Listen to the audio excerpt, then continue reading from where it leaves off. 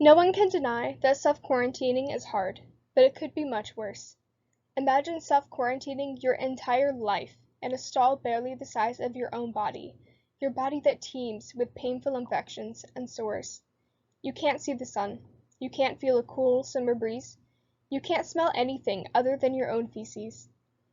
The only time you can smell fresh air and see the sky is right before you're about to die, at the unnaturally young age of 4, because stress has already drained your body of the ability to produce the only thing society has deemed you useful for.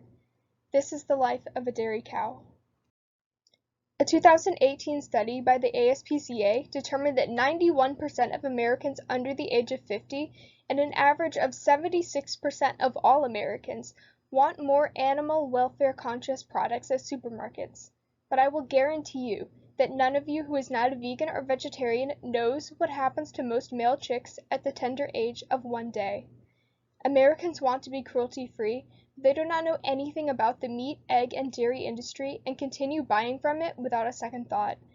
I have been a vegetarian for the last 3 years and a vegan for the last month, and if I could try to convince you all to join me, I would, but I know that the chances of that are slim, so if I could convince you of giving up just one animal product, it would be the one that is most harmful to not only the planet, but also to you too. One of the best things you can do with your life is to stop eating beef. And no, this speech is not sponsored by Chick-fil-A. The beef industry is cruel, causes catastrophic damage to the environment, and wreaks havoc on your health. One reason you might want to boycott beef is because the industry that produces it is inhumane. I'm not talking about dear Grandma Jean's family farm. I'm talking about big beef, the industry that packs animals together in tiny cages and doesn't give them exercise or typically allow them to graze in an open field.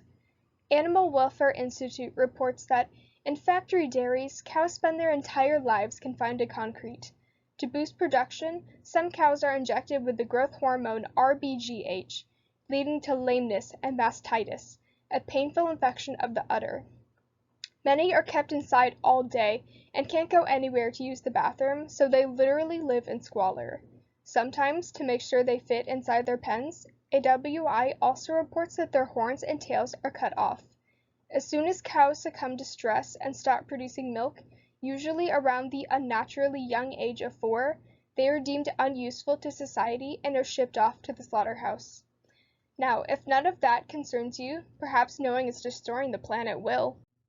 Though big beef likes to keep their cows in small pens, cows are large animals, and therefore industrialized farms need lots of land, especially when it comes to growing food for them.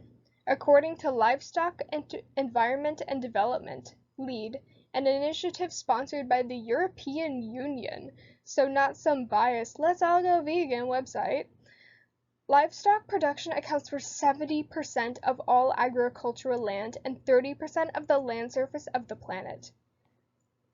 It's the main cause of the deforestation of the Amazon, which results in the extinction of species and the destruction of Earth's biodiversity. Additionally, runoff from the manure of cows that are allowed to graze contaminate our water sources and produce red tides and dead zones that kill our fish and ruin our ecotourism.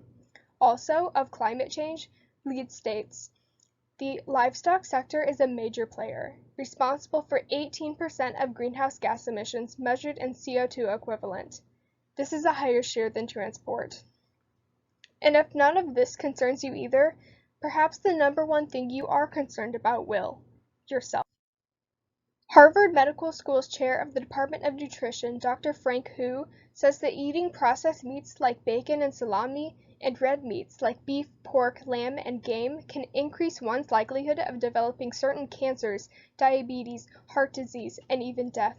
My own father was close to developing high blood pressure, which can lead to heart attacks and strokes, until his doctor prescribed for him to cut all red meat from his diet. His blood pressure dropped dramatically, and today he is no longer in danger of developing high blood pressure. To sum up, one of the best things you can do with your life is to stop eating beef, because it is inhumane to the cows, it causes significant damage to the environment, and it may just kill you.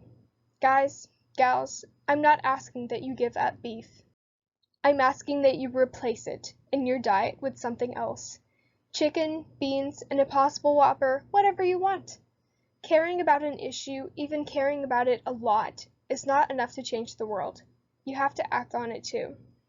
And if enough of us stop buying so much beef, the companies that produce it will have to lower their stock because it will no longer be profitable for them, and then they can afford to improve the cattle's living conditions, creating a much better world for you and me, our kids, and the cows. Thank you.